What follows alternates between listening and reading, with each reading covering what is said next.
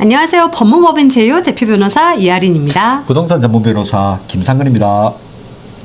네, 오늘은 임대인분들이 궁금해하시는 주제입니다. 바로 명도 소송할 때요, 보증금을 내줘야 되는데 보증금에서 공제 가능한 항목이 뭐뭐가 있냐라는 겁니다. 미납된 월세, 관리비, 그리고 원래대로 돌려놓고 나가라 등등 여러 가지 문제가 있는데요. 오늘 하나씩 알아보겠습니다. 미납월세는 공제되는 대표적인 항목이겠죠. 임차인이 3개월치 월세 안 냈다. 그럼 3개월치 월세 보증금에서 까면 되겠죠. 4개월치 밀렸다. 4개월치 빼고 5개월치 밀렸다면 5개월치 빼면 되겠습니다. 여기서 끝이 아닙니다. 중요한 것은 지연이자까지 청구할 수 있습니다. 계약서에 월세 안 내면 월 2%의 지연이자를 물린다라고 적혀 있나요 혹시? 그러면 이제 약정대로 받을 수가 있겠고요. 계약서에 지연이자 조항이 없다. 그러면 민법에 따라서 연 5%의 법정 이율로 지연이자를 청구할 수가 있습니다. 네, 이걸 보고 그러면 계약서에 이 약정 지연 이자금을 뭐 높게 적어놓으면 되지 않냐라고 하는데 너무 높으면 법원이 감액을 합니다. 실제로 4%까지, 그러니까 월 4%씩을 지연 이자로 붙인다라는 거에 대해서 법원이 과하다라고 본 판결이 있습니다. 네, 두 번째, 미납관리비도 당연히 공제 가능해요. 미납관리비에는 뭐 일반 관리비, 청소비, 경비비, 소독비 등이 다 포함됩니다. 세 번째, 원상복구 비용인데요. 이게 금액도 크고 꽤 중요합니다. 임차인은 집을 빌릴 때 그 상태대로 이제 나갈 때 돌려놔야 하지 않습니까? 벽에 큰 구멍 뚫어놨다, 뭐 화장실에 타일 깼다, 마루 다 긁어놨다, 이런 것 싹 다 고치고, 그리고 이제 임차물을 돌려줘야 하는 거죠. 근데 임차인이 원상복구 안 하고 나가면 어쩔 겁니까? 임대인이 보증금에서 원상복구 비용을 딱 공제하고 보증금을 내주면 됩니다.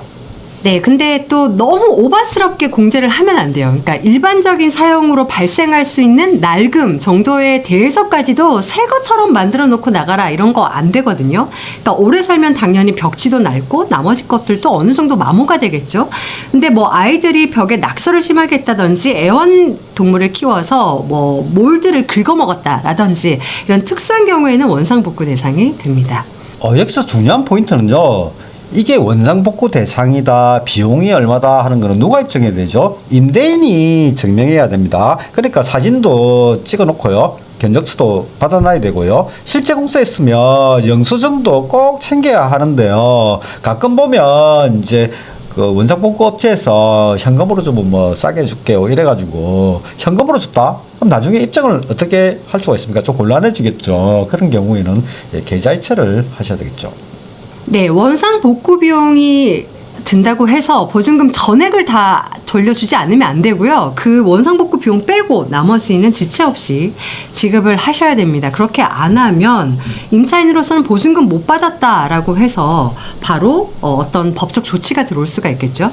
그리고 이거 분쟁이 있다. 그러니까 원상 복구 비용에 대해서 분쟁이 있는 경우에 임차인은 못 받은 금액에 대해서 보증금 반환하라라는 소송을 걸 수 있거든요. 그리고 이럴 때 입증 책임이 임대인한테 있다라고 말씀드렸잖아요. 그러니까 이게 소송 비용이라는 게 또 무시할 수 없는 금액이니까 웬만하면 적정한 수준에서 양보하시는 게 좋습니다.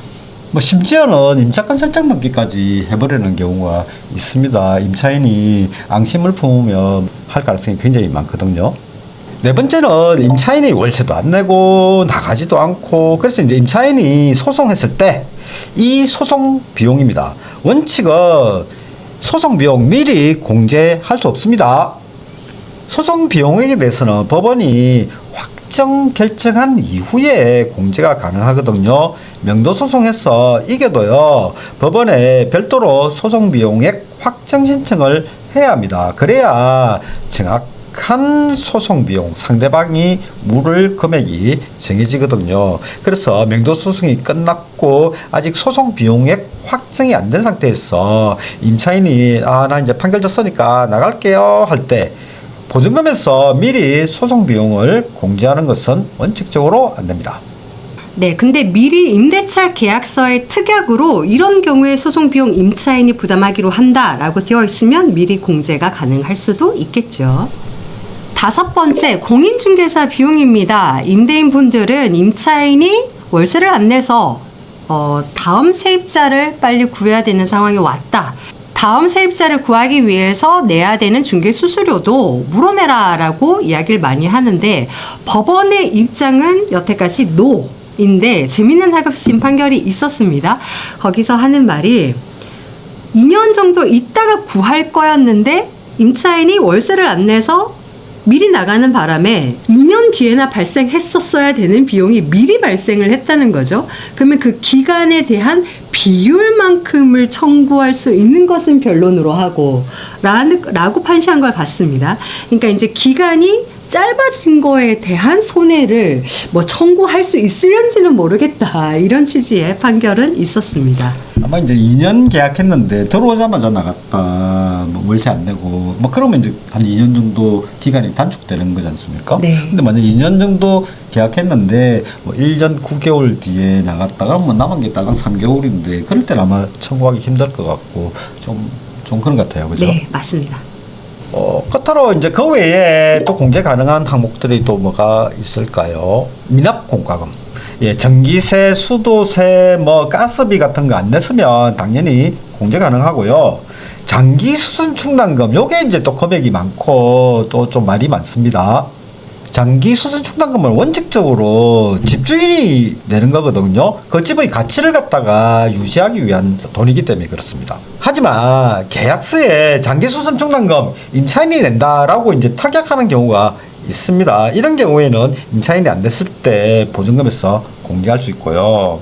상가의 경우에 교통유발 분담금, 예, 맞죠? 네. 분담금 아니죠? 예, 분담금이 있는데요. 이것도 원칙적으로 건물주가 부담하는 거 맞습니다. 하지만 이제 이것도 계약서에 임차인이 낸다 이렇게 특약했으면 공제가 가능하고요. 네, 지금까지 내용을 다 정리 한번 해보겠습니다. 확실하게 공제 가능한 항목, 미납 월세, 미납 관리비, 원상복구 비용, 미납 공과금이었고요. 약정이 있어야 공제 가능한 항목은 소송 비용.